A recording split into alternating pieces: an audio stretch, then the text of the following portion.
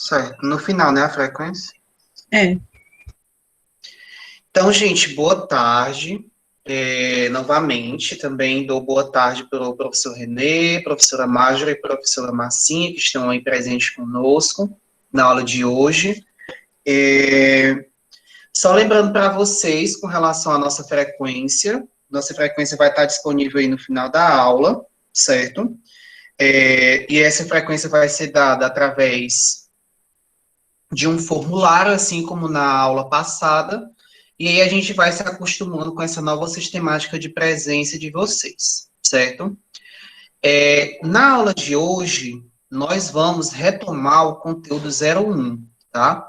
Que foi de introdução à eletrostática. Na semana passada, a gente trabalhou o conteúdo 03. Hoje eu estou retomando o conteúdo 01. E aí, possivelmente, a gente vai, obviamente, ver se a gente consegue administrar esse conteúdo 02 para a gente fechar esse ciclo aí de atividades da metade do segundo bimestre de vocês, certo? Antes de mais nada, antes de resolver as questões que eu propus aqui para a gente desenvolver sobre o assunto aprendido, alguns conceitos básicos precisam ser retomados para que vocês consigam compreender algumas questões, certo? Então, a primeira definição que a gente vai ver é de carga elétrica. E essa definição é o que abre o conteúdo de eletromagnetismo. Então, de nada adianta saber muitas coisas sobre essa área sem saber intrinsecamente o que é essa carga elétrica, tá? E aí ela é uma propriedade própria das partículas fundamentais da matéria, como prótons e elétrons, assim como a massa. Então, corpos eletricamente neutros apresentam a mesma quantidade de cargas elétricas positivas e negativas. A unidade pelo Sistema Internacional é dada em coulombs, graças a esse cara que desenvolveu essa teoria. Então, só lembrando a vocês que o átomo ele é formado por 3 partículas, prótons, nêutrons e elétrons. Os elétrons ficam na eletrosfera, ou seja, eles podem ali orbitar ao redor da eletrosfera, e no núcleo do átomo se encontram os nêutrons e os prótons. Então, dentro das características que a gente vai ver, é possível entender e compreender a partir dessa figura que como os elétrons estão na eletrosfera, eles podem ser facilmente movidos, retirados ou acrescentados, diferente dos prótons, por exemplo, que ficam no núcleo do átomo, tá? Então, geralmente existem essas deduções iniciais, porque algumas provas, e principalmente provas de vestibulares, elas concentram esse tópico. Então, o aluno já identifica que é aquela alternativa ali que fala que os prótons podem ser retirados, podem ser colocados, já é uma alternativa incorreta com relação aos elétrons que têm essa função, né? Tem essa aplicabilidade. Essa carga elétrica, gente, ela é uma grandeza física quantizada, ou seja, ela apresenta-se através de um valor mínimo, de forma que não é possível encontrar corpos eletrizados com um módulo de carga menor que esse valor, que é o que nós chamamos de carga fundamental ou carga elementar, tá? Essa carga elementar, ela é dada pela letra E. E aí, esse valor de E, se, obviamente, considerarmos esse valor de carga elétrica, esse valor de E é um valor tabelado, que vale 1,6 vezes... Alguma pergunta? O Gabriel levantou a mão. Quer fazer alguma pergunta, Gabriel?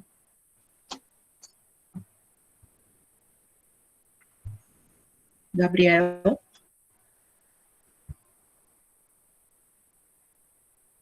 Nada? Vai, amigo. Pode ter sido sem querer. Vai. Pronto. E aí, gente, essa carga elementar é um valor tabelado e vale 1,6 vezes 10 elevado a menos 19 coulombs. A questão, precisa informar esse valor? Não obrigatoriamente, já que é um valor tabelado e é um valor muito trabalhado no início do terceiro ano. Mas, algumas questões aí que a gente pode perceber em atividades, livros, enfim, geralmente eles colocam esse valor. E aí, dentro dessa dedução, sabendo-se o valor dessa carga elétrica, tá? Eu consigo deduzir automaticamente usando essa fórmula como descobrir o valor da quantidade de carga de um determinado objeto.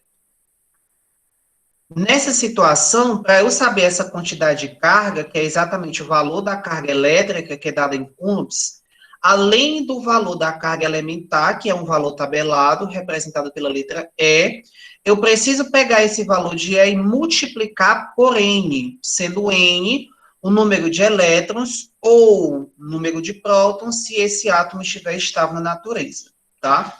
Então, esse N aí, em alguns casos, pode trabalhar, geralmente, todos, na maioria dos casos, né? Ele é deduzido como número de elétrons, mas se esse átomo estiver estável na natureza, ele também pode ser considerado como número de prótons, tá? Então, vamos aí dar continuidade. Depois que a gente começa a entender como essa quantidade de carga é deduzida, ou seja, todo objeto ele tem uma quantidade de carga, eu consigo identificar alguns processos de eletrização, tá? E aqui a gente vai ver 3 mais conhecidos. Existe um quarto, mas esse quarto geralmente não é cobrado nas provas, né? Então, eu vou deixar esse tópico para falar futuramente, ou quando a gente perceber que é necessário ou que vai ser cobrado na prova, certo? Então, a primeira eletrização, gente, é a mais simples, é a eletrização por contato, tá? Então, eu tenho 2 corpos, cada corpo tem uma quantidade de carga, e aí, obviamente, quando eles entram em contato, essas cargas, elas são divididas até que os 2 estejam com o mesmo potencial elétrico, ou seja, quando finaliza esse processo, esses corpos vão apresentar o mesmo sinal de cargas. Então, aí a gente tem um exemplo, ó. A gente tem um objeto que ele está eletrizado com cargas positivas, e eu tenho um outro objeto que está, ou outro corpo, que está inicialmente neutro, ou seja, nessas deduções, prótons e elétrons têm ali a mesma quantidade.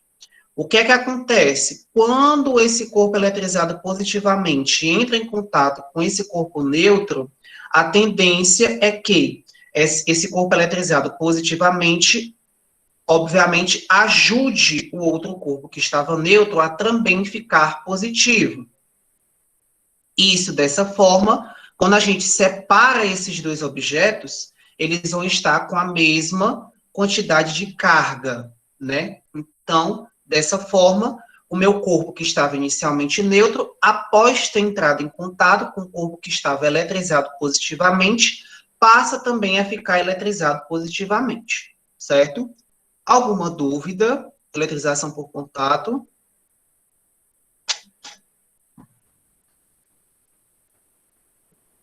Até agora não, Matheus. Nada, né? Então, tá tudo certo, vamos continuar. Matheus, Oi. é que eu cheguei agora. O assunto é o que mesmo, hein? Quantidade de carga e eletrização. É o conteúdo 01 de vocês. Passado na Ah, faz semana, muito tempo há que 3 semanas começou? atrás. Não, faz pouco tempo, Tá bom, obrigada. por nada. E aí, gente, além dessa eletrização por contato, a gente também pode ter uma eletrização por atrito, tá? Obviamente, esse atrito ele vai envolver o fornecimento de energia para 2 corpos durante a fricção entre eles. Então, durante essa fricção, alguns elétrons acabam sendo arrancados de um dos corpos e capturados em seguida pelo outro que está sendo trabalhado. Então, dentro disso, existe uma tabela chamada de série triboelétrica, onde é possível verificar qual é a afinidade entre esses corpos para esse tipo de eletrização. Então, aí você pode perceber que existe uma tabela, essa tabela vai ser diferente de acordo com o livro, de acordo com o autor, ou de acordo com a pesquisa que você vai estar realizando, porque podem conter menos materiais ou mais materiais. Dentro dessa característica da tabela escolhida, vocês podem perceber que existe um sinal de mais e um sinal de menos, tá? Então, se eu fizer a comparação entre 2 objetos, eu consigo identificar qual deles vai doar elétrons e qual deles vai receber elétrons, tá? Então, essa tabela ela serve para a gente fazer essa comparação. Se eu tenho um tipo de material que não está sendo colocado na tabela, obviamente essa questão, se ela for pedir para eu gerar uma relação entre esses objetos, ela precisa me informar isso. Então, muito possivelmente, essa questão vai ser anulada, tá? Então, essa série triboelétrica serve exatamente para isso. A gente vê dois objetos que estão sendo ali atritados um no outro, e aí, consequentemente, um deles tem tendência a doar elétrons, e o outro tendência de receber esses elétrons, tá? É o que eles chamam de arrancados e capturados. E a última é a eletrização por indução, tá? E aí, obviamente, ela vai ocorrer com uma aproximação inicial de um corpo que está eletricamente carregado, chamado de indutor, e um corpo condutor, que vai ser chamado de induzido. Então, resumidamente, eu tenho um bastão com cargas negativas e tenho um corpo inicialmente neutro. Então, a quantidade ali de prótons e elétrons são iguais. Ao aproximar esse bastão negativo do meu corpo neutro, qual é a tendência? É que as cargas positivas, elas se aproximem do bastão, já que cargas de sinais opostos se atraem. Depois que eu faço essa relação, eu vou fazer o aterramento desse corpo induzido. Então, a quantidade de cargas negativas, ela vai descer para a Terra. Consequentemente, quando eu corto esse aterramento e afasto esse bastão, o meu corpo, que estava inicialmente neutro, agora ele fica eletrizado positivamente, tá? Acredito que esse seja o resumo dessa eletrização por indução. E ainda existe uma quarta, chamada de eletrização por ionização. Mas como não é muito cobrada isso na prova, eu vou deixar ela ali de lado, até eu ver o momento certo de usar. Então, resumidamente, quantidade de carga é o número de elétrons ou prótons vezes a carga elementar, e quando eu trabalho com eletrização, eu posso observar, em 95% das questões, eletrização por contato, ou eletrização por atrito, ou eletrização por indução, certo? Antes de resolver essa questão, alguma dúvida? Mais algum comentário? Não, até agora nenhum. Muito bem, já estão sabendo mais do que eu. Vamos todo mundo fechar essa prova do Enem. Então, vamos lá. Coloquei aqui duas questões, porque a outra teoria, vou deixar vocês darem uma olhada nos textos. Pera. A Nicole está Ixi. pedindo para tu repetir a última parte. A última parte. A última parte é assim, Nicole, ó. Tu tem um corpo que está neutro, que é essa bolinha azul, certo? Então, se ela está neutra, a quantidade de cargas positivas e negativas são iguais. E aí tu pega um bastão que está carregado negativamente, está eletrizado negativamente. Tu vai pegar esse bastão e vai aproximar desse corpo que está neutro. Qual é a tendência quando você faz essa aproximação? É que as cargas positivas se aproximem do bastão, já que cargas de sinais opostos se atraem. Aí o que é que eu vou fazer? Vou fazer o aterramento desse corpo. Então, pelos estudos que a gente observou, a Terra, ela é um grande polo negativo. Então, consequentemente, o que é que vai acontecer? Todos esses elétrons, eles vão descer para a Terra. Quando você faz esse processo e corta esse aterramento, a tendência é que no corpo fique somente sinais de cargas positivas. E aí, quando eu afasto esse bastão, logo após ter feito o corte desse aterramento, você vai perceber que aquele corpo que estava inicialmente neutro, agora vai estar carregado positivamente. Deu para entender agora?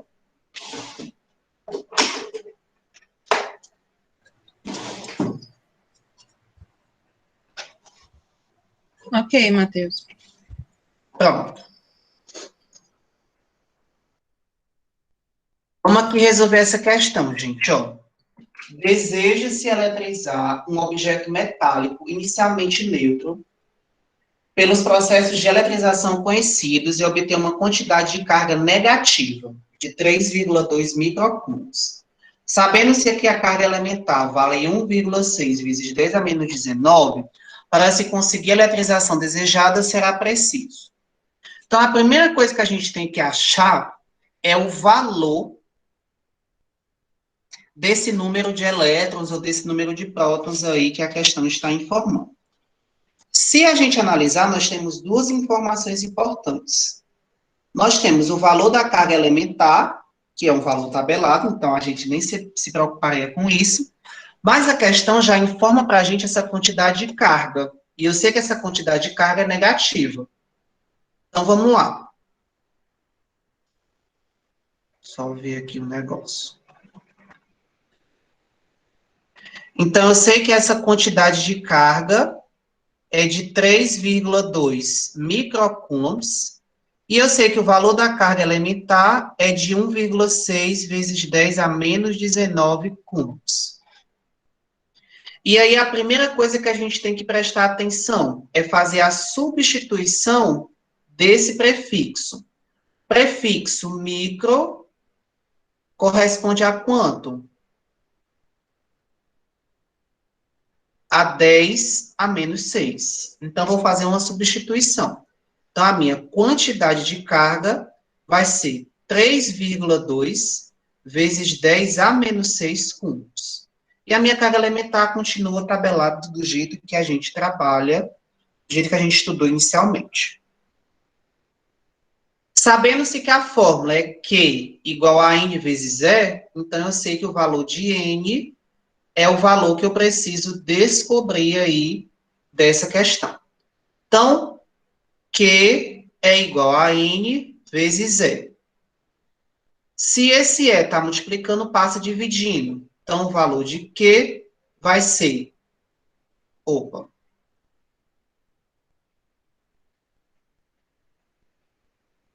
O valor de N vai ser a carga dividido pela carga ou pelo fator elementar. Então, vamos lá.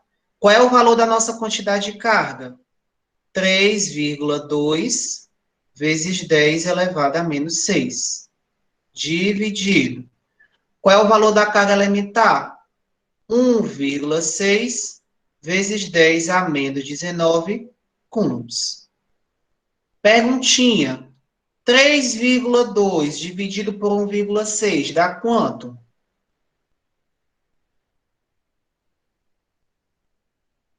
Isso mesmo, 2. 10 elevado a menos 6 dividido por 10 elevado a menos 19 é a regrazinha da divisão de mesma base. Então, repete a base e subtrai os expoentes. Então, eu tenho menos 6 menos 19.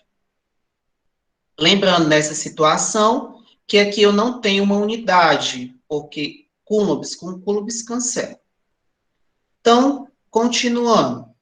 Eu tenho 2 vezes 10 elevado a menos 6, menos com menos, mais 19. Então, eu tenho 2 vezes 10 elevado a quanto? Menos 6 mais 19, 13. Essa é a resposta inicial que a gente encontrou, tá? Alguma dúvida até aqui?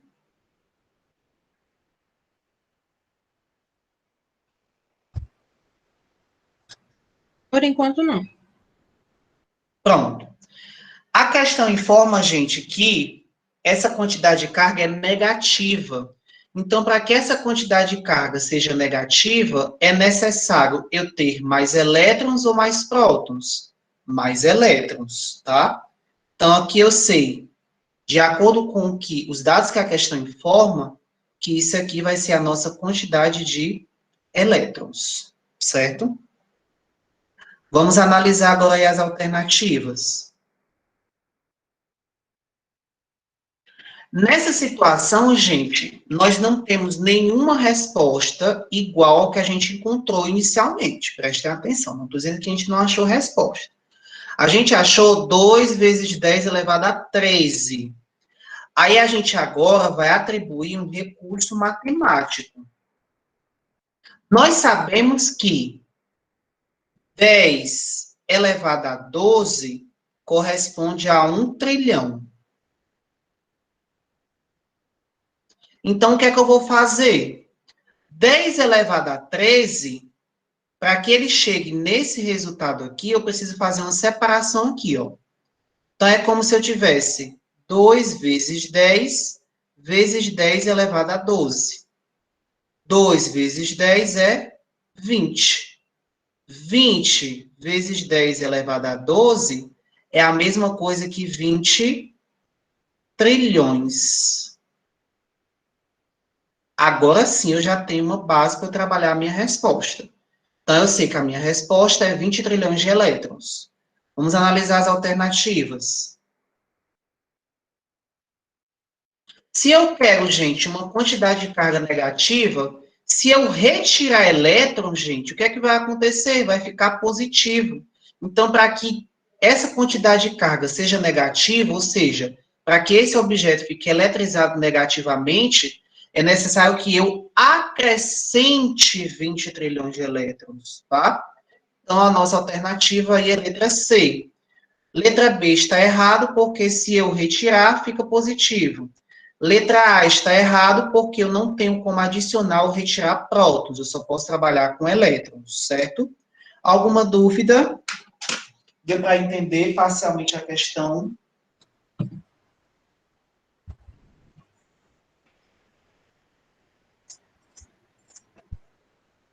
Deu, pessoal, para entender?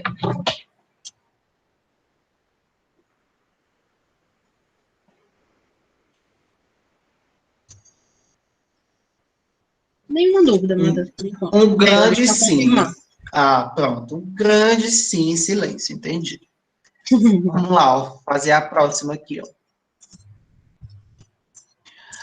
Tem-se 3 esferas condutoras A, B e C. A esfera A é positiva, a esfera B é negativa, e elas são eletrizadas com carga de mesmo módulo Q. E a esfera C está neutra.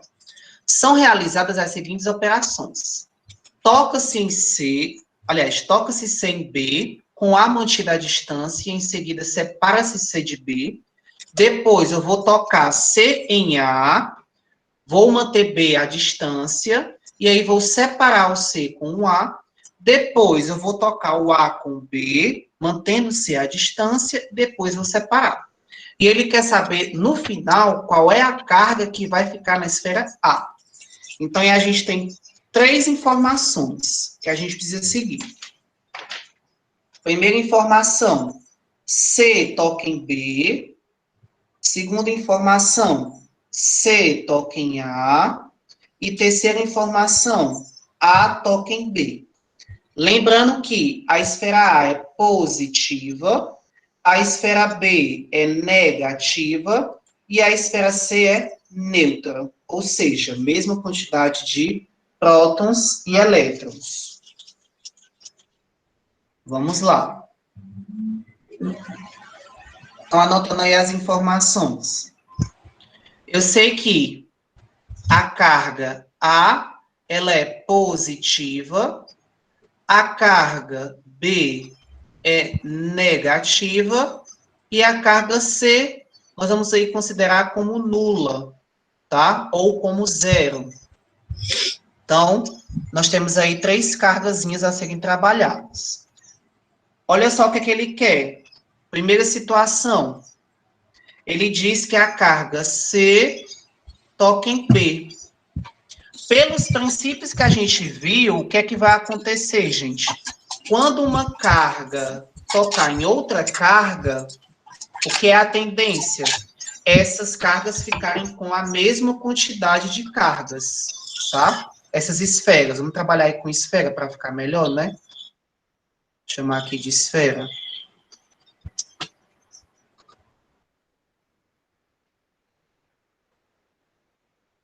Então, novamente, a tendência é que quando eu toque uma esfera na outra, no final, cada esfera tem a mesma quantidade de carga, tá? Então, vamos lá, ó. A minha carga C, gente, ela é nula, é zero. Então, eu tenho zero mais A minha carga em B, gente, é negativa. Então, mais, menos que. Dividido por quanto? Por 2.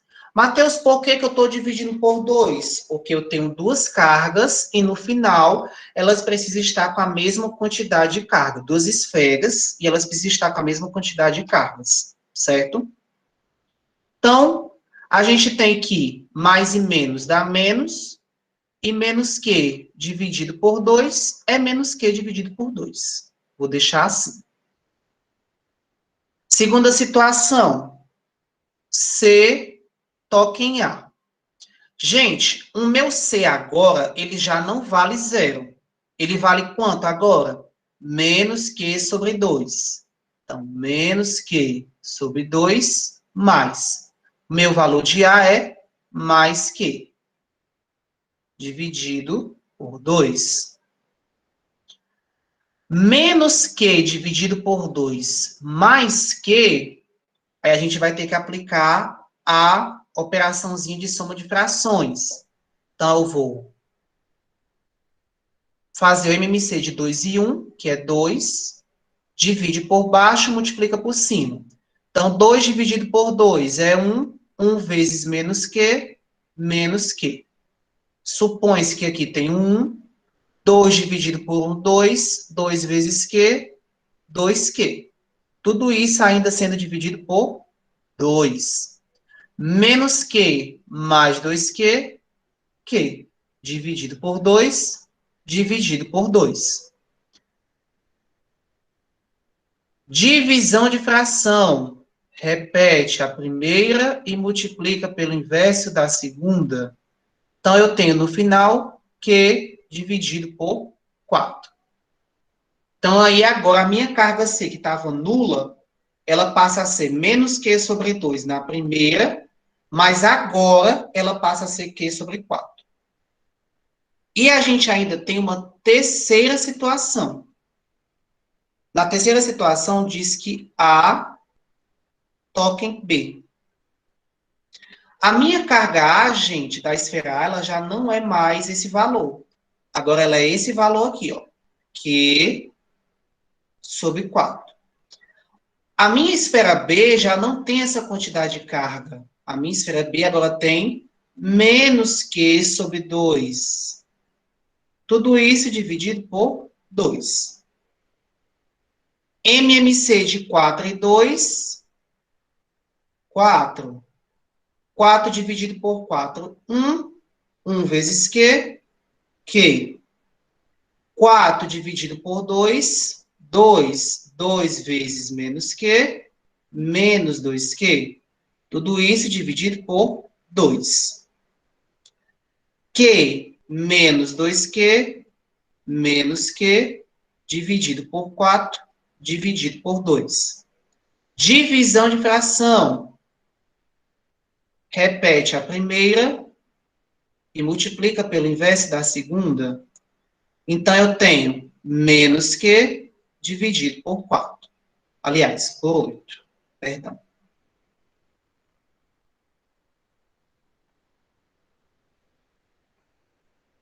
E aí a gente encontra a nossa resposta, que seria a nossa letra D. Menos que dividido por 8. Vou voltar aqui à figura para alguém que tiver alguma dúvida. Dúvidas?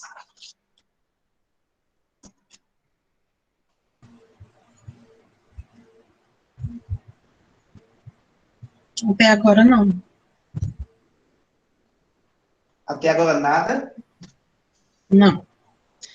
Então, gente, se ninguém tem dúvida, é porque deu para entender. Se ficaram com dúvida, vocês podem voltar a assistir esse vídeo de novo. A gente vai disponibilizar, né, Marjorie, depois. Sim. E podem também perguntar no grupo, tá? Apesar da gente já ter colocado o gabarito, sempre é bom vocês perguntarem alguma coisa sobre o assunto, porque aí a gente pode até desenvolver outras coisas a respeito disso, tá? Então, a nossa aulinha de hoje era isso, tá? Se tiver alguma dúvida a respeito de alguma parte, vocês podem entrar em contato, que a gente vai se ajudando, certo? Então, obrigada aí pelas considerações. Quem tiver feito alguma, ou quem tiver dúvida, realmente pode perguntar depois. Vou passar aí passar a aula de vocês agora para o professor Renê. Renê tá aí? Pronto, tô aqui, Matheus. Estão me ouvindo Pronto. direitinho? Pronto. Certo, vou aqui colocar aqui a tela para projetar.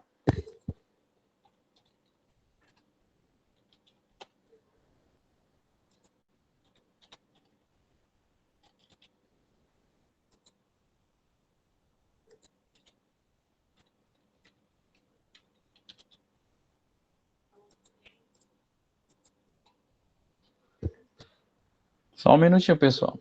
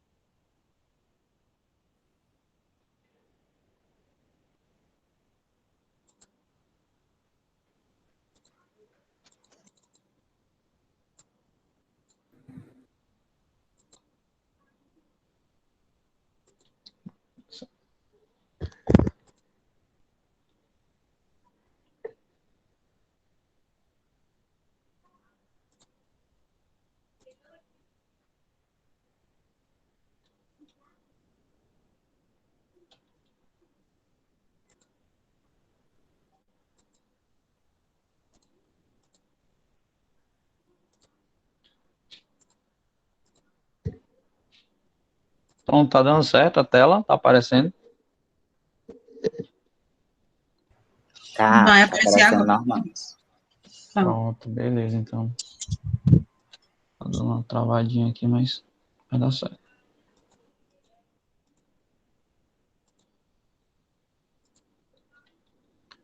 Pronto, pessoal, boa tarde. Então, eu trouxe aqui para vocês, eu sou o professor Renê, né? Acho que todos já me conhecem. Então, dando continuidade à nossa aula de Ciência da Natureza, eu trouxe aqui para vocês a resolução das questões, né? Explicação dos conteúdos que a gente vinha estudando no decorrer das 3 aulas que foram realizadas, né? A gente falou sobre as propriedades coligativas, né? Que era a tonoscopia, a ebuloscopia, a crioscopia e a osmoscopia. E na atividade 3, na aula 3, a gente falou sobre introdução à química orgânica, que falava sobre classificação de carbonos, de cadeia carbônica, o que é a química orgânica. E aí eu trouxe para vocês aqui a resolução das questões de explicação. Então, na primeira aula, a gente falou sobre propriedades coligativas, e a questão falava o seguinte, primeira questão: aquecendo água destilada numa panela aberta e num local onde a pressão ambiente é 0,92 atm, reparem aqui que a pressão, ó, ela está abaixo, né, menor que a pressão atmosférica ao nível do mar, que é 1 atm. Então, a pressão ao nível do mar é 1 atm. Se vocês observarem, ela está abaixo. Aí a pergunta é, a temperatura de ebulição da água nesse local, onde a pressão é 0,92 atm, o que acontece? O que vocês marcariam aí? A, será inferior a 100 graus Celsius. B, depende da rapidez do aquecimento. C, será igual a 100 graus Celsius. D, é alcançada quando a pressão máxima de vapor saturante for 1 atm, será superior a 100 graus Celsius. Então, a gente aprendeu com as propriedades coligativas, falando sobre pressão máxima de vapor de cada substância, que cada substância tem uma pressão de vapor. E aí, quando essa pressão de vapor ela se iguala à pressão atmosférica, ela entra em ebulição. Então, se a pressão da atmosférica é menor que a 1 atm, então significa que nesse local a temperatura de ebulição ela será inferior a 100 graus Celsius. Por conta disso, né? Como a pressão atmosférica ela é menor, mais facilmente ela vai conseguir atingir essa pressão ambiente, ok? Então, a resposta alternativa A. Alguém ficou com alguma dúvida com relação a isso?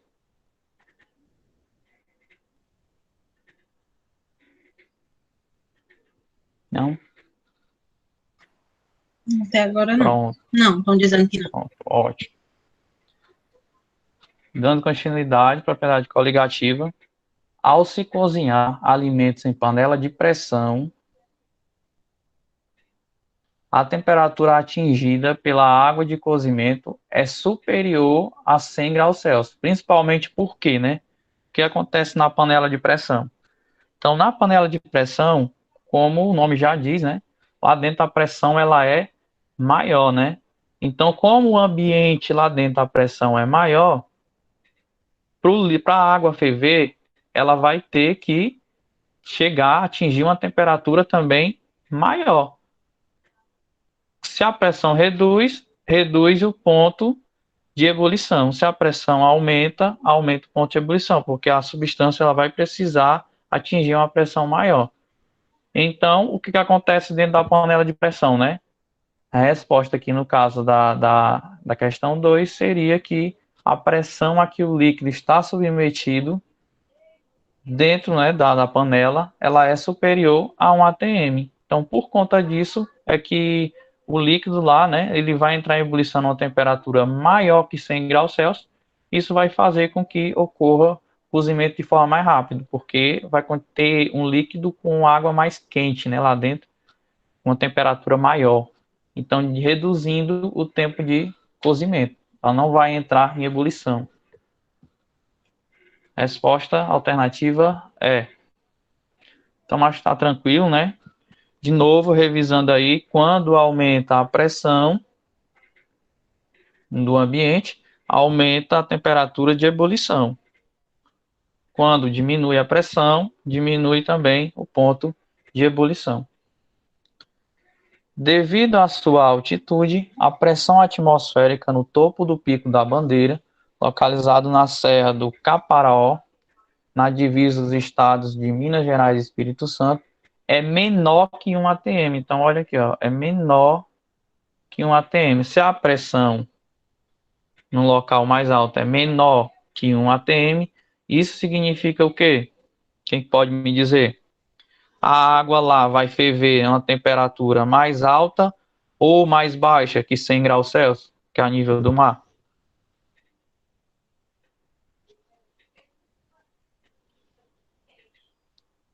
Mais baixa, exatamente. Pronto, perfeito. Então, todo mundo já entendeu tudo bem direitinho. Mais baixa. Então, a alternativa correta é a temperatura de ebulição da água é menor do que 100 graus Celsius no Pico da Bandeira, que é o item C. Então, lá no Pico da Bandeira, por ter uma altitude mais elevada, a temperatura de ebulição lá vai ser menor, porque a pressão atmosférica, a pressão do ambiente é menor. Tá bom? Questão 4. Em cerca de 20 dias, 500 bilhões de toneladas de gelo se desfizeram na Antártida, formando milhares de icebergs. É um acontecimento sem precedentes e alarmante pela rapidez com que ocorreu. Os cientistas não conseguem encontrar outra explicação para o fenômeno que não o aquecimento global, causado pelo efeito estufa. Por sua vez, resultado da emissão de gases como o dióxido de carbono. Na água existem vários sais dissolvidos, dentre eles o cloreto de sódio, relacionando-se às temperaturas de congelamento e de fervura da água pura com as de uma solução 1,5 mol por litro de cloreto de sódio, ela deverá sofrer a seguinte variação. Então vamos entender aqui, né?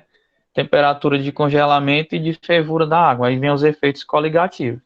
A gente sabe que quando adiciona-se um soluto não volátil, como por exemplo o cloreto de sódio, que é igual que tem na água do mar, quando adiciona isso na água, ela muda as suas propriedades, né? E essa solução, ela vai acontecer o seguinte, ela vai sofrer o efeito da crioscopia, ou seja, vai abaixar o seu ponto de congelamento e vai sofrer o efeito da ebulioscopia, ou seja, vai aumentar o seu ponto de ebulição. Em outras palavras, ela vai congelar abaixo de 0 graus Celsius, a nível do mar, né? A gente está considerando aqui a nível do mar. Ela vai congelar abaixo de 0 e vai ferver acima de 100. Então, dentre as alternativas, se a gente analisar, a única que vai se encaixar para a água do mar, né, que contém cloreto de sódio, é ferver acima de 100 graus Celsius, porque ela não vai congelar a zero, ela não vai ferver a 100, ela não vai congelar acima de zero e ela não vai congelar a 10 graus Celsius. Ou abaixo de zero ou acima de 100. Vai congelar abaixo de zero ou ferver acima de 100. Então, resposta alternativa D. Essa revisãozinha está tranquila. Questão 5. Quando as manicures estão retirando os esmaltes das unhas das suas clientes, elas usam uma solução removedora à base de acetona. Quando entramos em um hospital, sentimos um cheiro característico de éter. Quando estamos abastecendo o carro com álcool, estamos usando um combustível alternativo. A ordem crescente de pressão de vapor para essas três substâncias destacadas no texto será. Aí o que dá aqui de informação para a gente? Ó? Falou do uso das três substâncias e falou da temperatura de ebulição sobre 1 atm. 1 atm é a nível do mar, né? Então a temperatura da acetona é 56,5 graus Celsius, do éter 34,6 graus Celsius e do álcool 78,5 graus Celsius. Então a gente tem que colocar isso aqui em ordem decrescente de pressão de vapor. Decrescente é do maior para o menor, né? Então do maior para o menor. Quem tem maior pressão de vapor? O que vocês acham? Quem tem maior pressão de vapor? Com base na temperatura. É quem tem maior temperatura de ebulição ou menor temperatura de ebulição. O que vocês acham? Quem tem maior pressão de vapor? O que tem maior temperatura de ebulição ou o que tem menor temperatura de ebulição?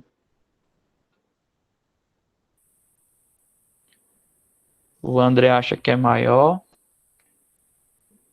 Vamos entender aqui, ó. A pressão de vapor é a pressão necessária para que a substância passe para o estado de vapor. Então, se ela tem uma temperatura de ebulição baixa, isso significa que ela passa facilmente para o estado de vapor. Ou seja, sua pressão de vapor é alta.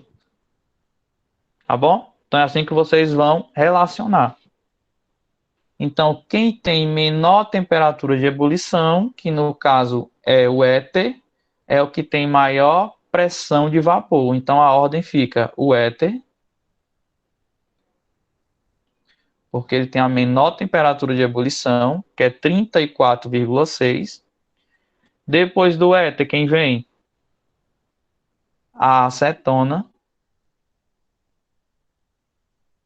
que ela tem 56,5 graus Celsius.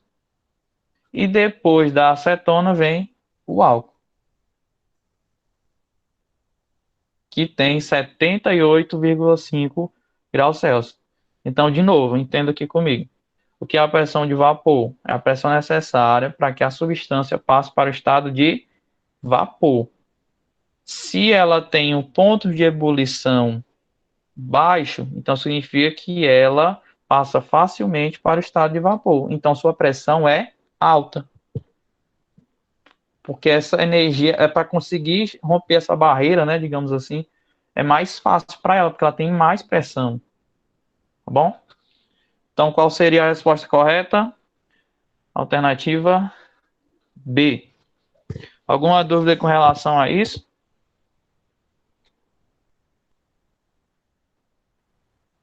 Deu para entender pressão de vapor, propriedade coligativa?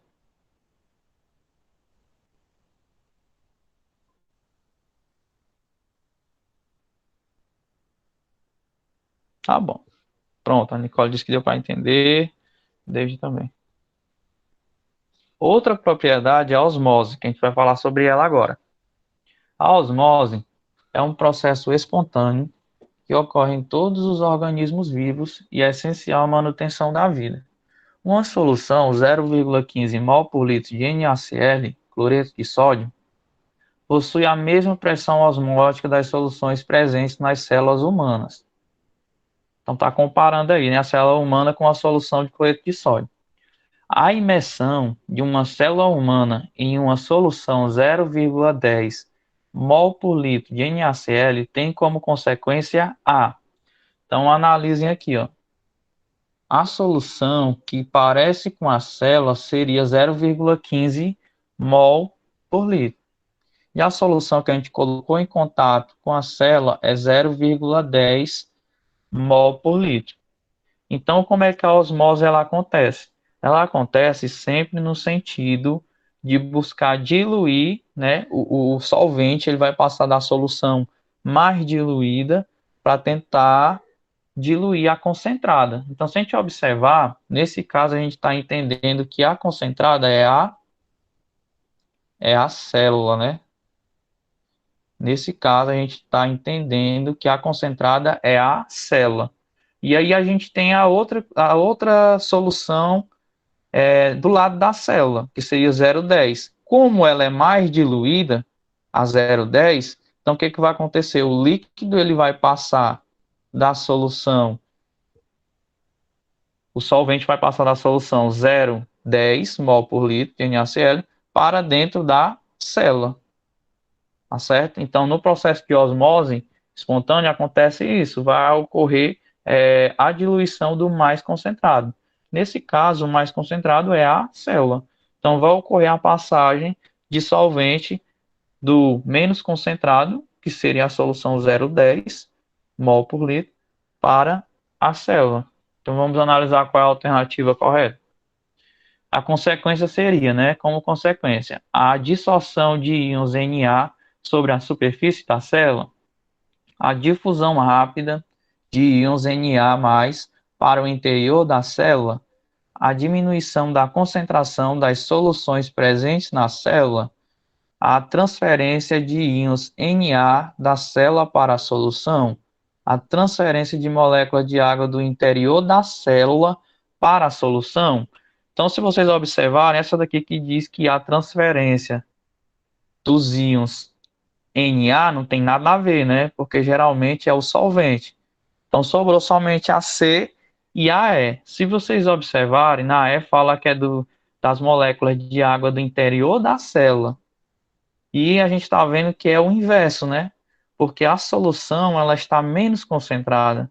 Então, nesse caso aqui, o item correto, a alternativa correta seria a alternativa C. Então, vai haver uma diminuição da concentração das soluções presentes na célula, até porque a osmose ela tem essa função.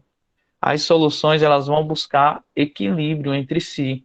Então, uma está 0,10, a outra está 0,15. O líquido vai sair de dentro da 0,10, o solvente, para 0,15 para buscar o equilíbrio e equilibrar essa concentração, tá certo? Então, na osmose acontece isso. Então, alternativa correta, alternativa C. Findando aqui a parte de propriedades coligativas, agora a gente vai falar sobre a introdução à química orgânica, né? Então, como eu falei para vocês numa aula anterior, trouxe aqui para vocês a questão que caiu no Enem, relatando esse conteúdo, que fala o seguinte, ó, as moléculas de nanopútias lembram figuras humanas e foram criadas para estimular o interesse de jovens na compreensão da linguagem expressa em fórmulas estruturais, muito usadas em química orgânica. Um exemplo é o nanokid, representado na figura, em que parte do nanokid existe, química orgânica, a Márcia gosta, existe carbono quaternário. Então, vocês lembram o que é o carbono quaternário, né? O que é o carbono quaternário? A Tainá se assustou-se. É um carbono que está ligado a 4 outros carbonos. Desse jeito aqui, ó. Esse daqui do centro, ele é o carbono quaternário. Então, vocês vão ter que encontrar isso daqui na figura do bonequinho aqui, do nanokid. Então, como é que a gente faz isso? A gente sabe que em cada cantinho desse, ó, cada cantinho desse, a gente entende como que existe um carbono, né? Então tem carbono aqui, tem carbono aqui. Os óleos aqui são os oxigênios. Então aqui tem carbono, todo canto que tem carbono. O que a gente tinha que fazer era identificar onde que tem o carbono desse estilo aqui, o quaternário, né? Igual eu desenhei aqui para vocês. Então, se a gente for analisar, ó, aqui ó, vai ter carbono, aqui vai ter carbono, aqui vai ter carbono, aqui vai ter carbono, aqui, aqui, aqui. Eu já estou vendo alguma coisa. Reparem nesse carbono bem daqui, ó. Se vocês observarem, ele está ligado a quantos outros carbonos? Vamos contar, ó. 1, 2, 3, 4. Então, se ele está ligado a 4, isso significa que ele é um carbono quaternário. Então, encontramos. Aonde é? Tá todo arriscado, né? Na mão. Nas mãos dele, né? Aqui também vai ter do mesmo jeito, ó. Então, nas mãos do bonequinho que a gente vai ter carbono quaternário. Então, se vocês analisarem os outros carbonos, vão ser primários, secundários, terciários, mas os quaternários só vão estar e aparecer aqui nas mãos, tá bom? Alguma dúvida com relação a isso? Podemos ir para outra questão.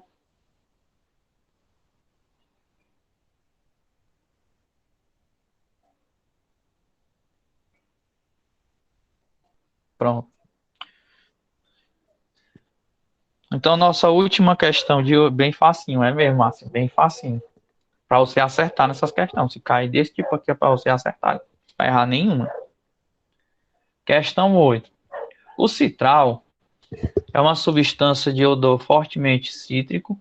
É obtida a partir de algumas plantas, como capim-limão, cujo óleo essencial possui aproximadamente 80% em massa da substância.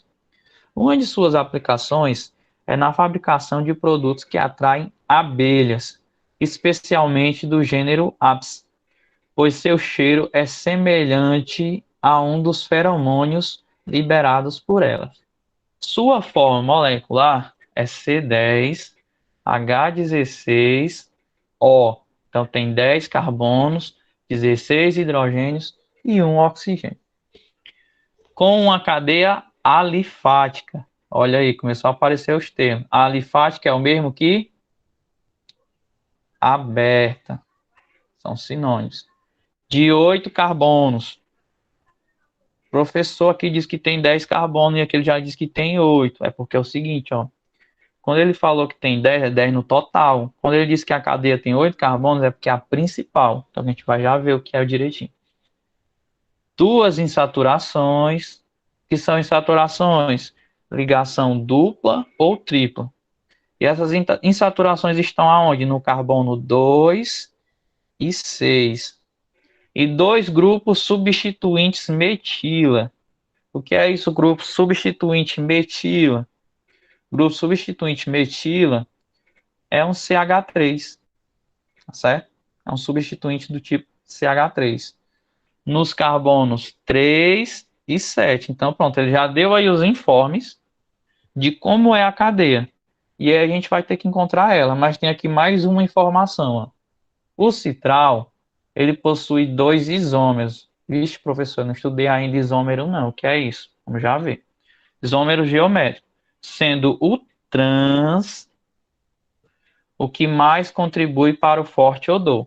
Então, o que é isso, isômero? Isômero é quando a gente tem um composto que tem mesma fórmula molecular, mas fórmulas estruturais diferentes, tá certo? O que muda na posição de um isômero cis e trans? É mais ou menos isso. Deixa eu mostrar aqui para vocês.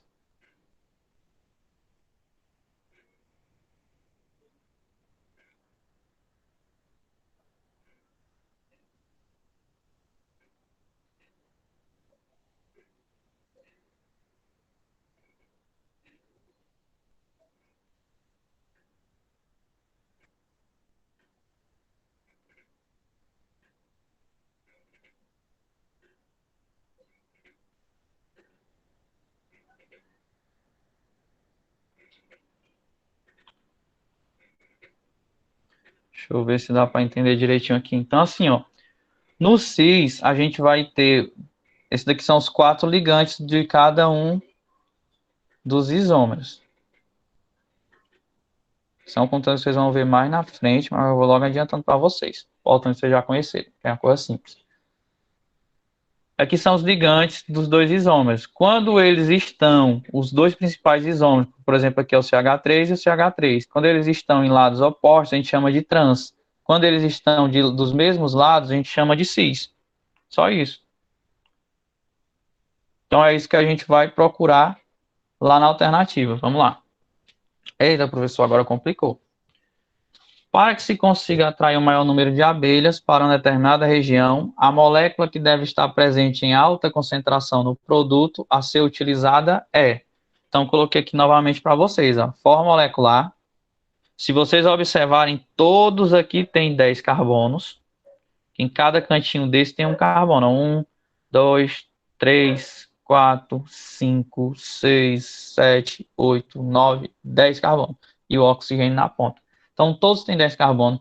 Se você for analisar também, todos aqui têm 16 hidrogênios, que a gente já aprendeu, né? Se tem o carbono, e esse carbono está fazendo só uma ligação, está faltando 3 ligações, né?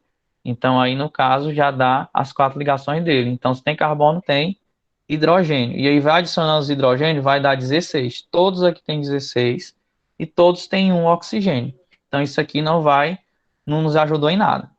Cadeia alifática? A alifática é aberta, né? Todos têm cadeia aberta e todos têm 8 carbonos na cadeia principal. O que seria essa cadeia principal? Seria a parte principal que eu estou circulando aqui, ó, das cadeias carbônicas, certo? Essa parte aqui principal. Então, se vocês observarem, todas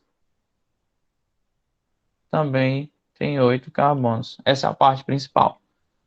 E aí ele diz 2 insaturações. Se a gente analisar também, todas têm 2 insaturações, que são ligações duplas, né? Ah, professor, mas eu estou vendo uma ligação dupla bem aqui assim ligada ao oxigênio. Lembra que a gente não considera, só considera entre os carbonos, né? Mas as insaturações, elas são no carbono 2 e 6. Será que todos têm insaturações nos carbonos 2 e 6? Então, para isso, a gente precisa numerar os carbonos. Professor, por onde que eu vou começar a numeração? Pelo carbono que está próximo ao oxigênio, que no caso seria o grupo funcional, tá certo? Então, eu vou começar por esse daqui, ó. Esse é o carbono 1, esse é o carbono 2, esse é o carbono 3, esse é o carbono 4, esse o 5, esse o 6, esse o 7 e esse o 8. Aí você vai lá e olha, no carbono 2 tem uma insaturação, a gente está vendo que tem, né? Então, esse daqui está ok. No carbono 6, tem uma insaturação? Também tem, então também está ok. Vamos analisar o de baixo. No 1, 2, 3, 4, 5, 6, 7, 8. No 2, tem uma ligação dupla? Tem insaturação. No 6 também. Então, esse daqui também está ok. Vamos analisar esse. 1, 2, 3, 4, 5, 6, 7, 8. Se a gente observar isso daqui também do mesmo jeito, né? 1, 2, 3, 4, 5, 6, 7, 8. Se a gente analisar isso daqui, ó, no 2 tem uma ligação dupla. Mas no 5, ele não fala no 5, então já eliminei uma, né? Não é essa a resposta, tá bom? Não é. 1, 2, 3, 4. Opa, já parei aqui, ó. Vi que a ligação dupla tá no 5. Então já eliminei, ó, a D e a E. Então tá entre A, B e C. Vamos ver o que mais. 2 grupos substituintes metilo no carbono 3 e 7. Então eu tenho que ter o CH3, que é o metila, no 3 e no 7. Se a gente observar o primeiro aqui, ó, ele tem, ó, no 3 e no 7. Se a gente observar o segundo, no 7 tem, tá aqui, ó, para baixo. Mas o outro tá no 2. Então, ó, já eliminamos a B também. A B também Descartar B, exatamente. Só sobrou qual? A, e agora vamos ver a C, né? Se é 3 e 7. No 3 e no 7. Tá aqui, ó, dá certinho. Então, geralmente no Enem vai acontecer isso, né? A gente vai fazendo devagarinho, de questão por questão, a gente vai eliminando uma a uma.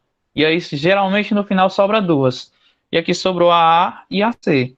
Então, na A e a C. Mas a gente quer o isômero trans. O que seria o isômero trans, certo? Deixa eu ver se eu consigo aqui apagar os outros.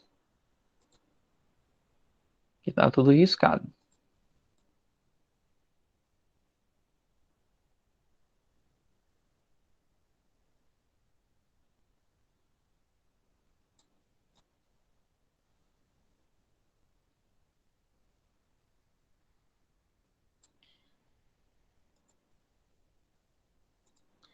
O isômero trans vai ser aquele, a gente sabe que tem um carbono bem aqui, outro bem aqui. A gente viu lá na explicação bem rapidinho que eu dei. E aí a gente sabe que aqui tem um hidrogênio.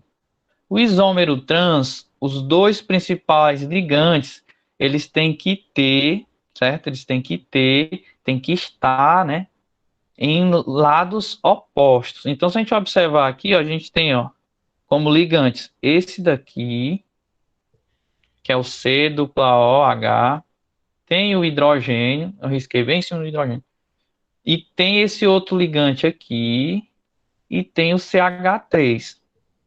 Olhando de cara, a gente já vê, né, que os que têm maior massa molecular aqui, que tem muitos átomos de carbono, né, é esse daqui, que é o primeiro, esse ligante, e o outro é esse, que tem o oxigênio. Tem um carbono e o oxigênio.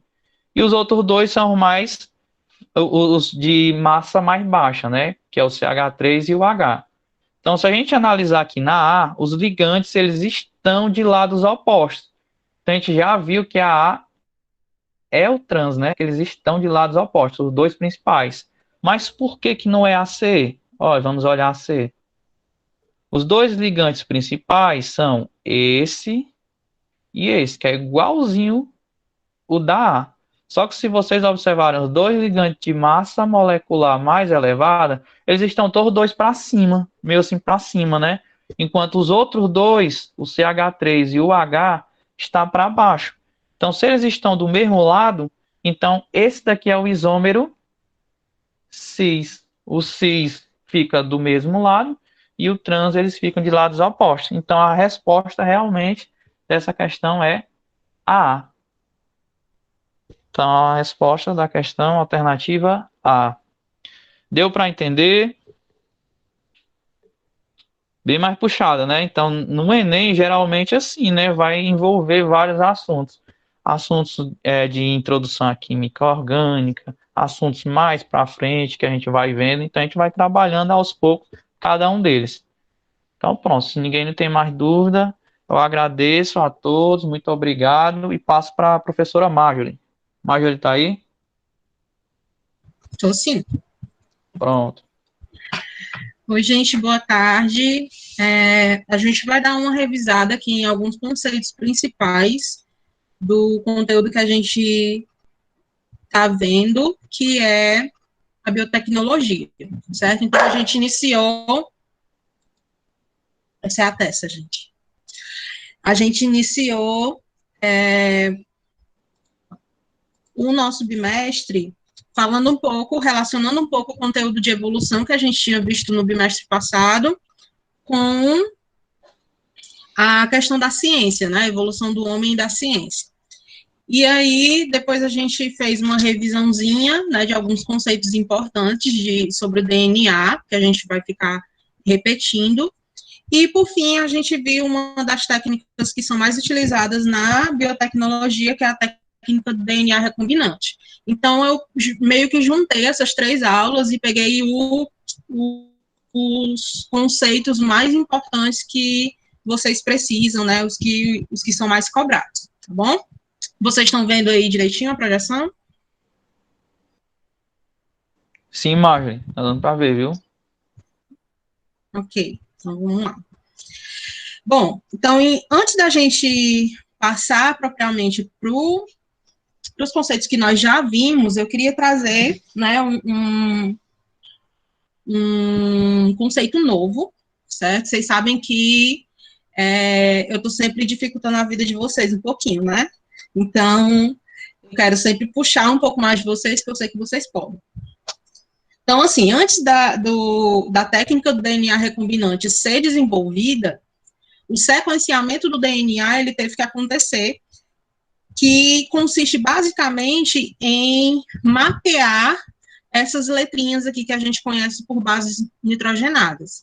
Então, o sequenciamento consiste em você descrever, é como se você transformasse toda aquela molécula de DNA química nessas letrinhas, certo? Então, você descobre aí a sequência e a posição dessas bases, né, do DNA de um indivíduo, tá? Como é que acontece esse sequenciamento? Existem duas formas básicas, né, dois tipos de sequenciamento básico, que é a partir de uma sequência de DNA qualquer, de qualquer tipo de ser vivo, o procedimento vai ser o mesmo. Eu posso ter dois tipos de sequenciamento divididos, tá? Esse aqui da esquerda, que tá mostrando aqui esses quadros, esses retângulozinhos coloridos, ele se trata de uma forma de sequenciamento que é feita num processo chamado de eletroforese, que a gente vai falar novamente mais para frente, quando a gente for falar de exame de DNA. E aí, a eletroforese, ela acontece com amostras de DNA que são colocadas em uma cuba de gel, né? Então, esse gel, ele é carregado eletricamente, e aí o DNA, como ele também, já que os meninos falaram tanto aí de carga elétrica, né? O Matheus falou tanto, né? O DNA, ele também tem uma carga elétrica, certo? E aí, de acordo com essa carga elétrica, os pedaços de DNA, eles vão se separando e ficam dessa forma com esses retângulozinhos coloridos, certo? Então, isso é feito para que se descubra aqui qual base nitrogenada tem, tá? E aí, dependendo da quantidade de bases, esses retângulos aqui ficam em distâncias diferentes. E a segunda forma de sequenciamento, ela é bem mais tecnológica, ela é mais utilizada, inclusive, mais rápida, mais eficiente. Ela é feita a partir de um processo todo informatizado, né? E as bases, elas são expressadas em potenciais elétricos. Então, cada base nitrogenada, que o G de guanina, adenina, citosina, timina, cada base, ela tem um potencial elétrico diferente, e aí ela aparece formando um pico diferente. E aí, de acordo com esses picos, dá para a gente saber que base é aquela, certo? E aí, para isso ficar um pouco mais visual, eu trouxe um videozinho aqui para vocês, mostrando esse processo, mais ou menos, né? Porque, como eu falei, é tudo informatizado. Então, lembra que eu falei para vocês que a biotecnologia é uma área que está em constante crescimento? Então, dentro da biotecnologia, existe uma área de bioinformática. Então, é um setor que é especializado em desenvolver tecnologia para a biotecnologia. Então, você pode, por exemplo, se você gosta de informática, se você gosta de software e tudo, você pode trabalhar com isso, né? Você pode trabalhar desenvolvendo tecnologias para determinado uso, certo? Então, eu vou mostrar aqui o videozinho para vocês e depois a gente retoma a explicação, tá?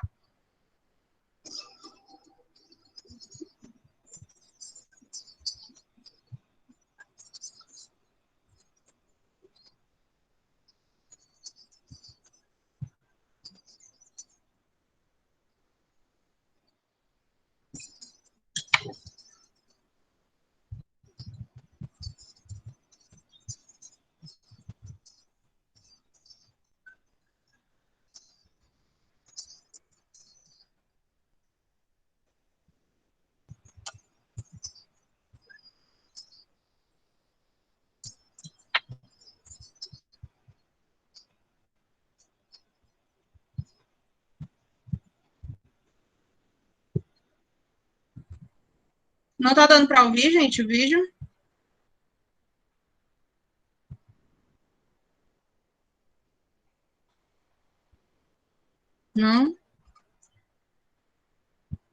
Pois deixa eu tentar colocar aqui no YouTube, que é mais melhor. Mais melhor, é ótimo.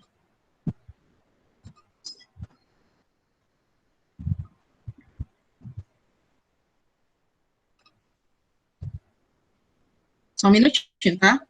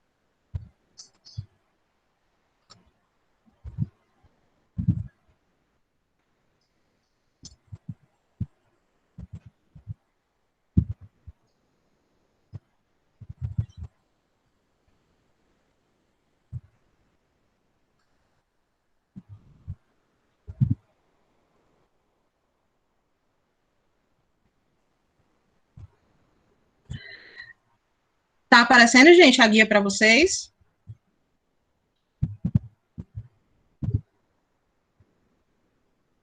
Agora vocês estão falando no microfone. Tá sim. Tá? Pronto, aí vocês me avisem se der para ouvir, tá? Antes de entender como funciona o sequenciamento do genoma, é importante saber que ele é composto por nucleotídeos. Esses elementos também são conhecidos como bases e são formados por pequenos pedaços representados por diferentes letras. Cada ser vivo tem uma quantidade diferente de nucleotídeos. O genoma de um ser humano, por exemplo, tem cerca de 3 bilhões dessas bases. Para saber qual o sequenciamento completo de um genoma, é preciso determinar cada uma delas e em que ordem elas se encontram. O sequenciamento de genoma pode ser definido como os processos bioquímicos que permitem identificar cada nucleotídeo em uma cadeia de DNA ou RNA. Dessa forma, a informação genética do organismo vivo em estudo pode ser lida letra a letra na sequência em que elas aparecem. Então, a gente pega essa amostra inicial, a gente faz a extração do material genético, seja RNA ou DNA. A partir do material genético extraído, a gente faz um processo que a gente chama de preparo de biblioteca de sequenciamento, que é deixar essa amostra preparada para ser aplicada no chip de sequenciamento. Então, consiste apenas em colocar um adaptador nesse filamento de RNA, que é o adaptador que direciona o RNA para ser lido durante o sequenciamento. O primeiro passo para começar o processo de sequenciamento é preparar a amostra a ser utilizada. Para isso, é necessário submeter o fragmento de DNA ou RNA que se quer analisar a uma sequência de procedimentos. Durante esse processo, são inseridos diferentes reagentes na amostra e elas são submetidas a várias etapas. Uma vez que a amostra esteja preparada, ela é inserida em um sequenciador. No interior desse dispositivo, há proteínas com nanômetros de diferentes diâmetros que são submetidas a uma corrente elétrica. E é justamente ali dentro que o processo de leitura das bases acontece. E no momento que passa as bases de DNA, que são aquelas letrinhas, cada base daquela altera de maneira diferente essa corrente. Então, formam sinais elétricos. Então, por exemplo, uma base A altera de um jeito, uma base T de outro. Depois disso, a gente faz a análise bioinformática, que passa essas alterações elétricas para a base. Então, a gente sabe, a gente consegue montar esse genoma e ter o genoma completo em seguida, depois das análises. Então, para fazer o sequenciamento, é necessário digitalizar pequenos trechos do genoma para que os nucleotídeos possam ser lidos separadamente. Como a quantidade de bases em geral é muito grande, a análise é feita com o auxílio de recursos computacionais de bioinformática. Depois que cada um dos nucleotídeos é examinado, é possível remontar a sequência na ordem correta com o auxílio de algoritmos específicos. Por isso, o avanço da tecnologia tornou possível processar genomas em menor tempo. Quando se está fazendo um teste... Pronto, eu vou mostrar para vocês até aqui.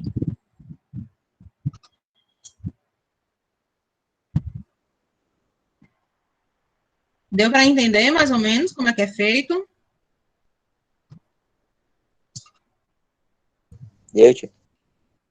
Deu, né?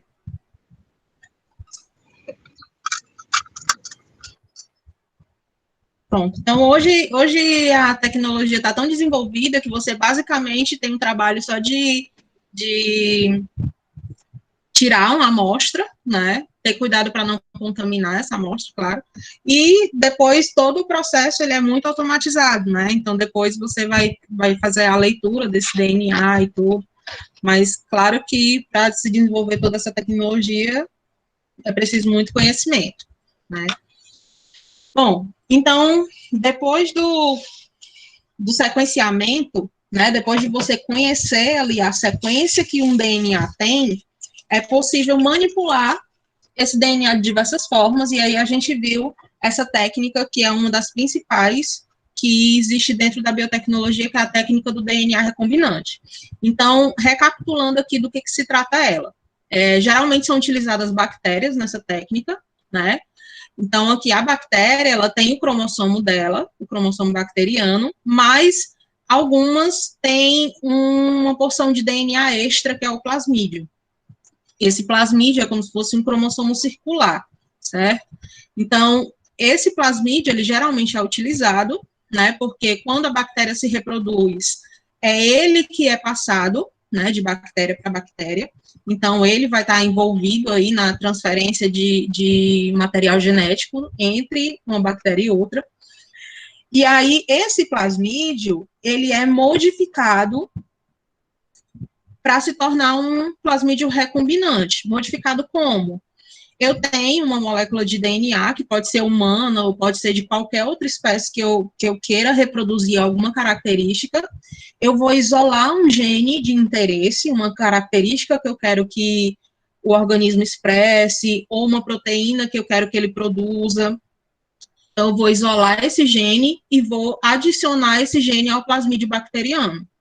E aí, então, eu recoloco o plasmídio na bactéria novamente, e aí eu vou ter uma bactéria recombinante, certo? Professora, não estou entendendo. Não está entendendo? Ó, vamos lá, do comecinho. A bactéria, ela tem, né, algumas bactérias, elas têm 2 porções de DNA. Ela tem o cromossomo bacteriano, que aí está presente em todas as bactérias, e tem o plasmídio, que só algumas têm, certo? Esse plasmídio, quando a bactéria vai se reproduzir, elas passam de uma bactéria para outra, né? Não tem a reprodução humana? Como é que é a troca de material genético na espécie humana? Eu tenho o gameta masculino, que é o espermatozoide, e ele é que vai até o organismo feminino e se junta com o óvulo, certo? Então, eu tenho uma mistura de material genético, tá? Sempre que eu falar em mistura de material genético, seja de que forma for, eu estou falando da questão da reprodução, certo? Não necessariamente os organismos, eles precisam ter a cópula, ter a relação sexual. Várias outras espécies, eles se reproduzem de forma diferente, mas mantém esse princípio da mistura do material genético, certo? Então, nas bactérias, elas misturam o material genético passando o plasmídio de uma para outra.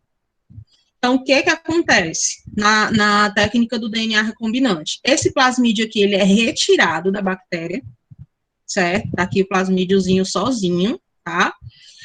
E o que vai acontecer com ele? Ele vai ser modificado. Como? Ele vai receber um gene que eu quero que seja expressado. Como assim? Qual foi o exemplo que eu dei na aula passada, por exemplo? Foi da produção da insulina. O que é a insulina? A insulina é um hormônio muito importante, né, para o controle da nossa glicose. Então, ela é responsável por diminuir a taxa de glicose no nosso sangue, tá? Até se descobrir a técnica do Tia, DNA... tá travando muito. Tá travando muito. Eu vou tentar falar mais devagar. Vocês estão me ouvindo melhor?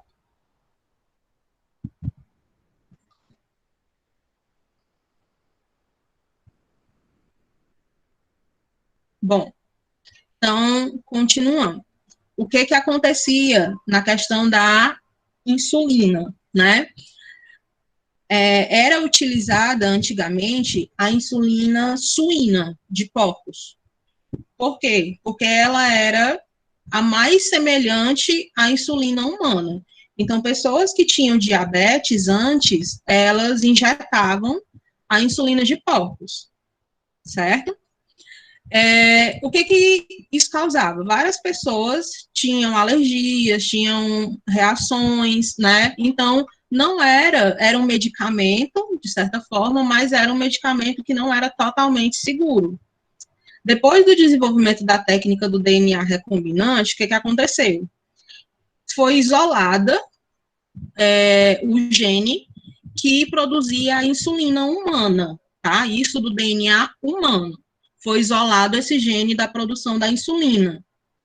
Esse gene, então, esse pedacinho de DNA, ele foi incluído, ele foi combinado aqui com o plasmídio da bactéria. E aí, agora, eu tenho um plasmídio bacteriano, eu tenho um DNA bacteriano com uma informação genética humana. O que vai acontecer?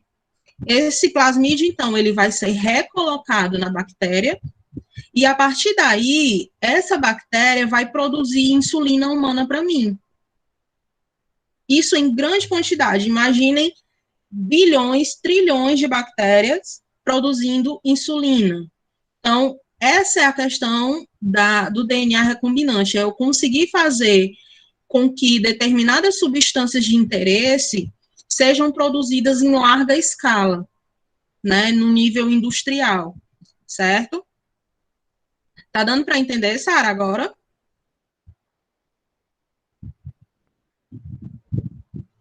Sara tá aí ainda?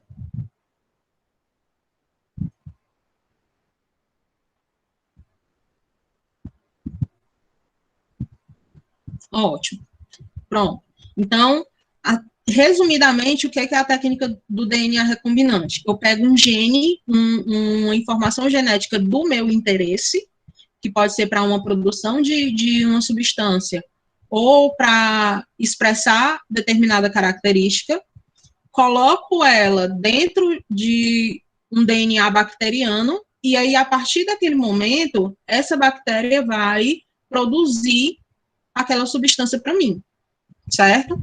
Então, o grande objetivo disso, o principal objetivo dessa técnica, é utilizar esses mecanismos genéticos, né, de replicação, que é a cópia do DNA, e de expressão dos seres vivos, para a produção de características desejáveis ou substâncias úteis em grande quantidade. Então, essa é o grande X da questão, é você tornar um produto que antes você tinha em pequena quantidade, você tornar ele comercializável, certo? Você produzir ele em grande quantidade e poder distribuir, ok?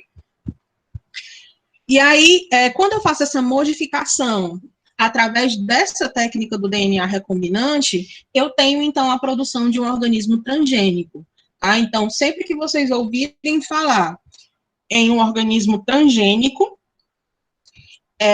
significa que esse organismo ele foi modificado geneticamente, através dessa técnica de DNA recombinante, tá bom? Então, hoje, por exemplo, a gente tem muitas plantas transgênicas, a soja, que está presente em praticamente todos os produtos industrializados que a gente consome, né? A gente pode não consumir soja em si, mas ela está na composição de muitos alimentos. Então, a soja transgênica, ela é um dos principais produtos que são comercializados em grande escala, certo? Então, o que é que a soja transgênica tem que a normal não tem? Ela é mais resistente à seca, ela é resistente à praga, né? Ela tem um crescimento mais rápido, tá? Então, todas essas características que melhoram geneticamente essa soja para o comércio, elas foram desenvolvidas através dessa técnica de DNA recombinante, ok? Isso é feito com vários alimentos, tá? E aí eu trouxe duas questõezinhas para a gente terminar, nossa revisãozinha bem rápida. E como eu falei, eu gosto sempre de puxar um pouquinho mais de vocês, eu não trouxe questões que vocês já resolveram, que a gente já resolveu, eu trouxe duas questõezinhas novas sobre essa explicaçãozinha rápida aqui que a gente teve. Então, vamos lá para a questão 1. O que ela diz? A imagem ilustra algumas etapas de um procedimento em engenharia genética para a formação de células geneticamente modificadas. Com base nessas informações e no conhecimento sobre a tecnologia do DNA recombinante, é correto afirmar. Olha só, ele está descrevendo aqui o que acontece na técnica, né? Então, eu tenho aqui uma célula humana, eu vou extrair dessa célula um gene de interesse, né? Lembrem aí da questão da insulina, que é um exemplo que a gente já explicou, né? Então, eu extraio esse gene de interesse.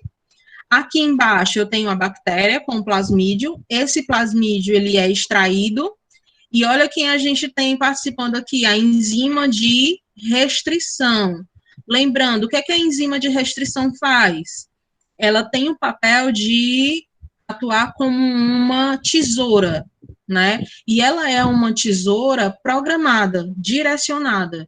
Ela vai cortar a região do plasmídio, a região do DNA bacteriano, específica para que esse meu gene de interesse se encaixe. Então, a função da enzima de restrição é cortar DNA, porém, ela não corta localmente, perdidamente, não. Ela vai cortar uma região específica, certo? Porque se esse DNA, esse meu gene de interesse, for inserido em qualquer região, ele também não vai funcionar, ele tem que ser colocado, inserido numa região específica para que ele funcione, tá bom? E a partir daí eu tenho o meu DNA recombinante, né, DNA bacteriano misturado com o DNA humano, e a partir daí, então, na placa de Petri, uma plaquinha de vidro, em que você cultiva bactérias, e aí lá nessa plaquinha a gente vai ter essas bactérias se reproduzindo com o gene humano, tá? Então, isso aqui é basicamente a representação da técnica do DNA recombinante, certo? Então, com base nessas informações, vamos ver aqui qual a alternativa correta. Letra A. O procedimento utiliza enzimas de restrição para sequenciar plasmídios no intuito de corrigir determinados genes humanos defeituosos.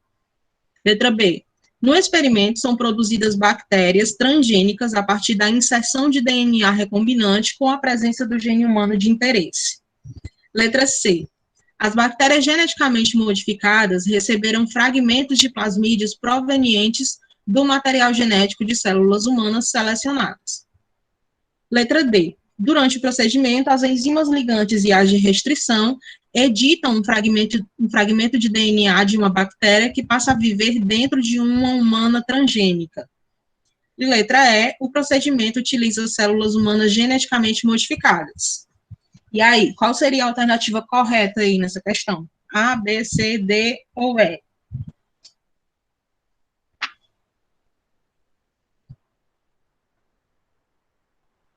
O que vocês acham?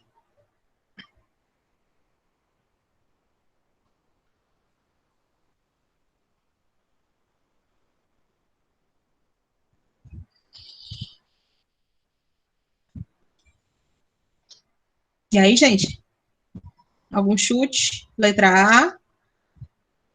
Procedimento utiliza enzimas de restrição para sequenciar plasmídios Olha aqui, sequenciar. O que é sequenciar? A gente acabou de ver o videozinho sobre o sequenciamento do DNA. O que é sequenciar? Sequenciar é eu mapear esse DNA, eu identificar quais são as bases que compõem ele. E aqui no intuito de corrigir determinados genes humanos,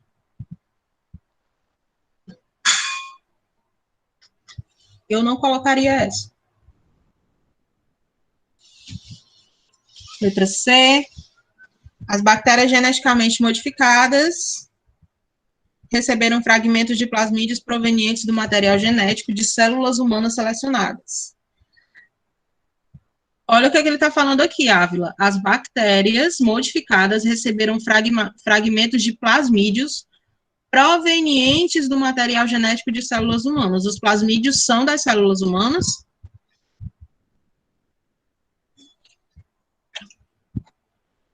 Plasmídio é DNA bacteriano, certo? Então, ele não veio das células humanas, ele veio da célula bacteriana. Então, a nossa resposta correta aqui vai ser o item B.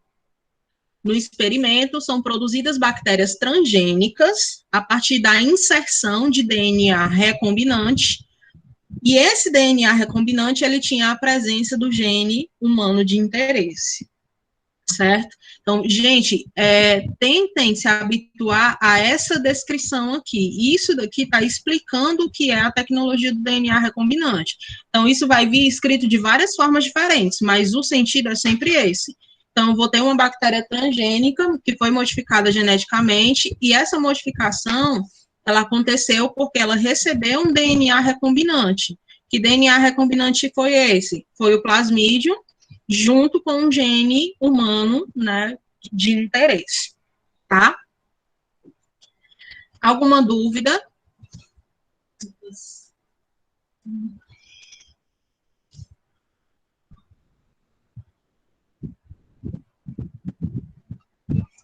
Vamos passar aqui para a segunda questão, então, tá?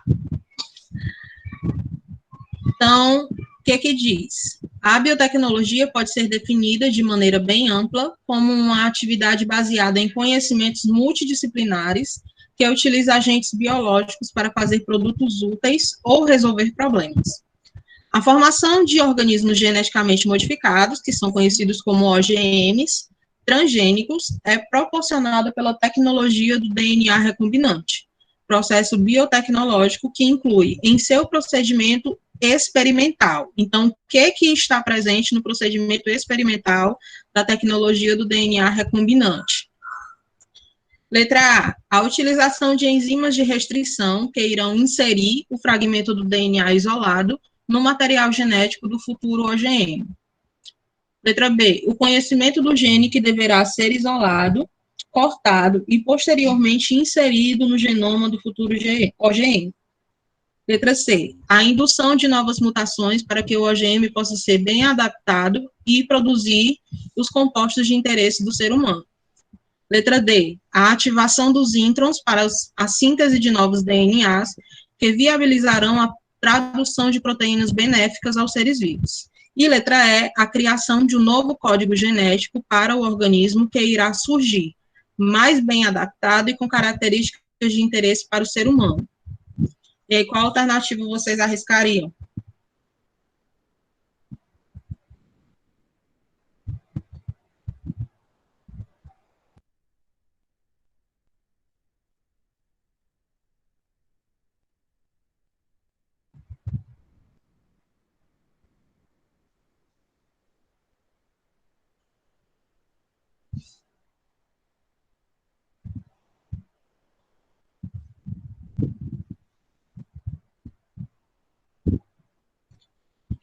Letra B.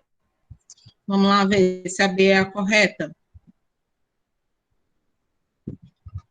Resposta correta, exatamente, Ávila.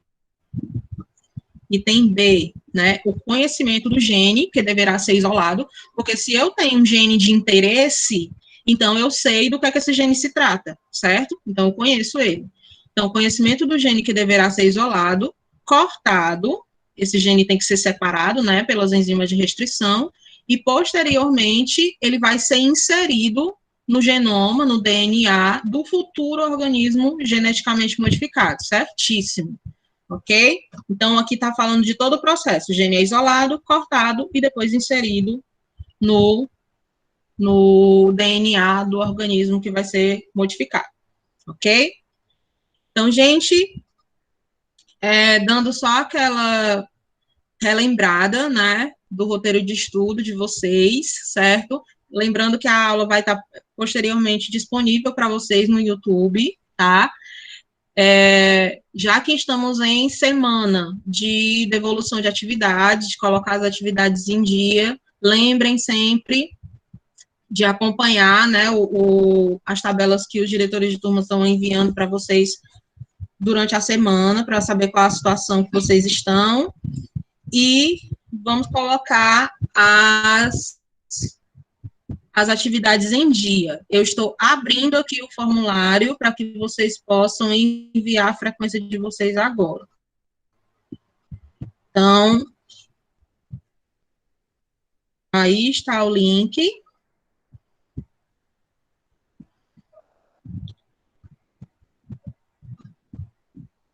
E aí vocês podem ir assinando a frequência e já estão liberados. Os meninos querem falar alguma coisa? Renê, Matheus?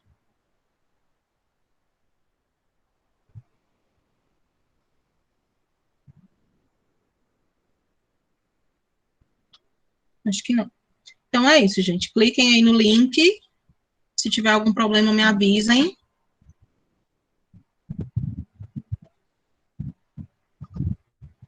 Já está aparecendo resposta aqui, então tá tudo certo.